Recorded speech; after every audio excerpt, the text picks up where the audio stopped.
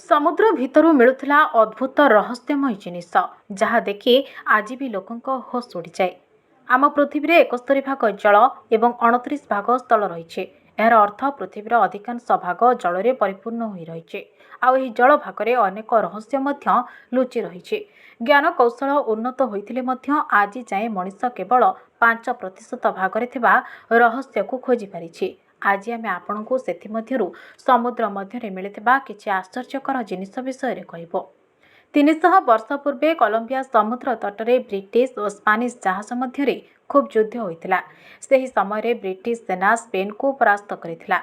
एही युद्ध रे स्पानिश मानकर सोना चांदी रे भरपूर गोटे जहाज पानी रे बुड़ी जिबा हेतु सेमानंक बहुत क्षति सहिबाकु पड़िथिला।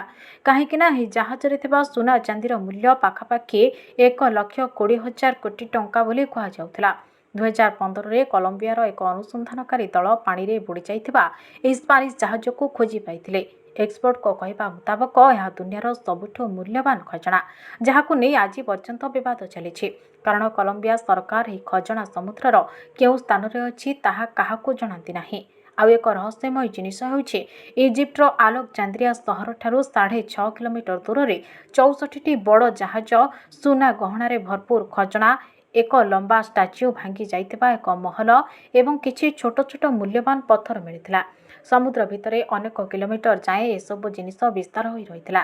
संधान परे जणा पड़िला कि प्राय 2300 वर्ष पूर्वे सेठारे इजिप्टर गोटे बड़ सहर थिला। आउ एक जिनिस होउछि समुद्र भितरे पार्क करि देउछि कि वेस्टइंडीजर एक समुद्र भितरे गोटे स्थान रे पार्क अछि।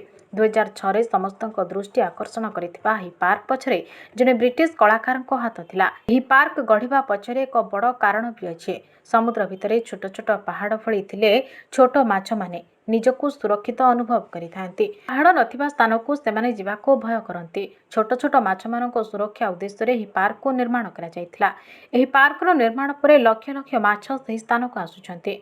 समुद्र भितरे थिबा एही पार्क रे 100 रु अधिक मनुष्यक मूर्ति मध्य रहिछि जहा देखिबाको अति भयंकर लागंती।